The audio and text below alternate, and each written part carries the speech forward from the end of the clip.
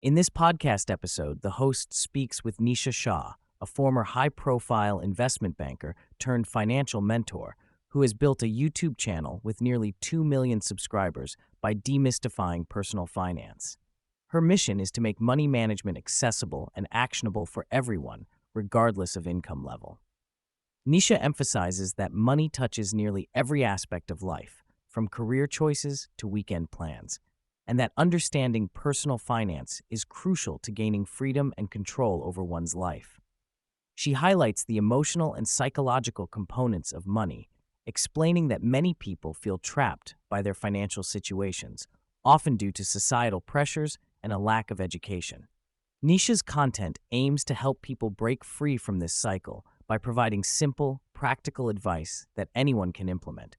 Her approach is grounded in empathy, recognizing that everyone's relationship with money is shaped by upbringing and personal experiences, but that change is always possible. One of Nischa's core teachings is the 65-20-15 rule, a simple budgeting framework that divides net income into 3 buckets. 65% of take-home pay should cover fundamental living expenses, such as rent, utilities, groceries, and minimum debt payments. 20% is allocated for fun spending, which includes discretionary expenses like hobbies, entertainment, and dining out. The remaining 15% is dedicated to the future self, encompassing savings, investments, and extra debt repayments. This rule serves as a flexible guideline rather than a rigid prescription. Nischa acknowledges that for some, especially those living paycheck to paycheck, these percentages may need adjustment. The key takeaway is to build a habit of saving and investing consistently, even if the amounts are small at first.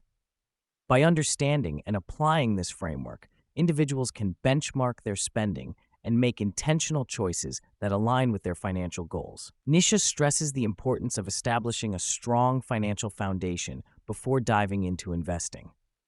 The first step is creating a peace of mind fund, which is essentially 1 month's worth of core living expenses saved in an accessible account.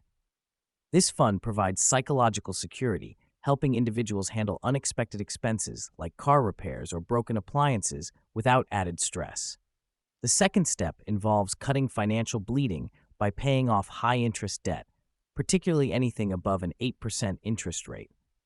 Nischa explains that carrying high-interest debt while holding savings is counterproductive, as the interest on debt often outweighs any gains from savings. Prioritizing debt repayment frees up cash flow and reduces financial strain. The third step is building an emergency buffer, which is 3 to 6 months of essential living expenses saved. This cushion protects against larger life disruptions, such as job loss or health issues. Research cited by Nischa shows that having this buffer improves emotional well-being more than earning a high income, underscoring the value of financial stability over sheer earnings. Once the foundational steps are in place, Nischa advocates moving into investing as the most effective way to build wealth. She warns against trying to save one's way to retirement, especially given rising living costs and inflation. Instead, investing allows money to grow through compounding returns over time. Nischa recommends 2 primary investment avenues: employer-sponsored retirement accounts and individual tax-advantaged accounts. Employer plans often come with tax benefits and sometimes matching contributions, which is essentially free money. She advises contributing at least enough to get the full employer match before considering other investments. For individual accounts, Nischa highlights the UK's Stocks and Shares ISA and the US's Roth IRA as tax-efficient vehicles for long-term growth. These accounts allow investments to grow tax-free or tax-deferred, maximizing returns.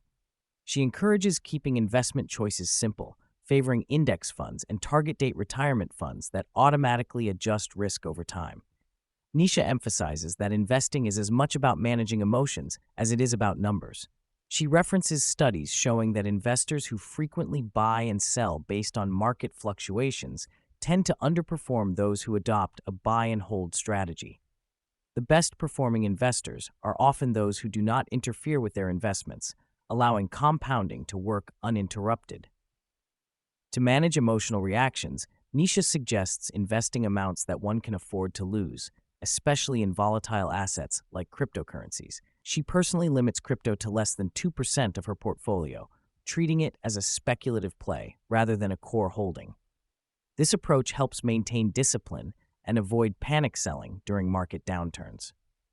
Increasing income is a critical lever for financial progress, especially for those early in their careers or facing financial constraints.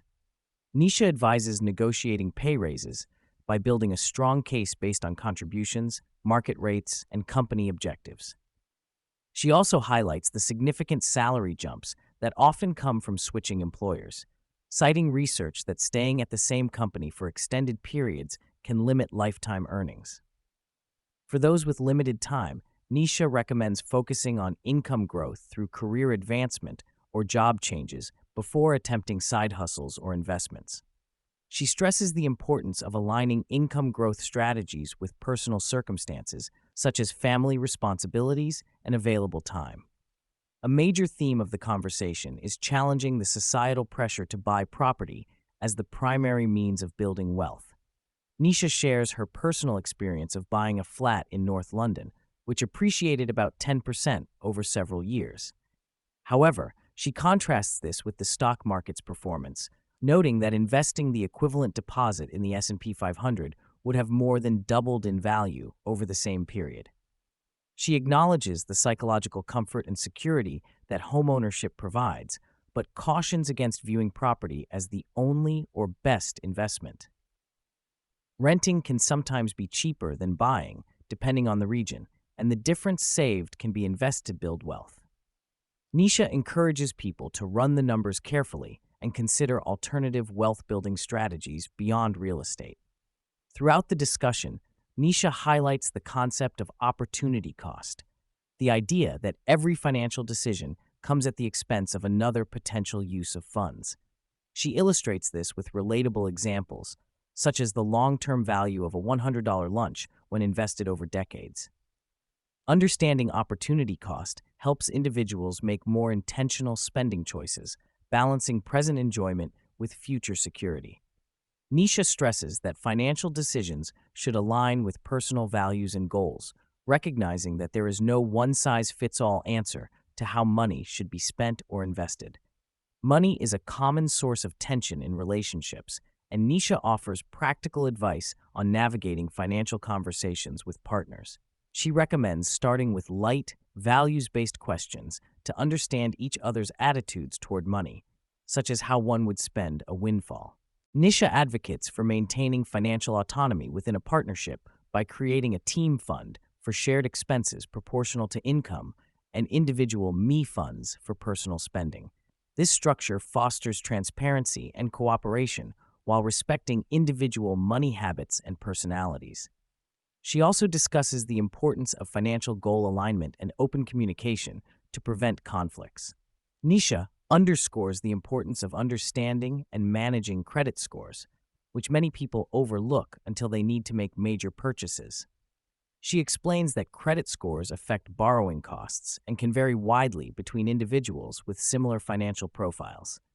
Simple actions like registering to vote, paying bills on time, and managing credit utilization can improve credit scores. Nisha encourages regular credit checks to identify errors and negotiate better terms with lenders.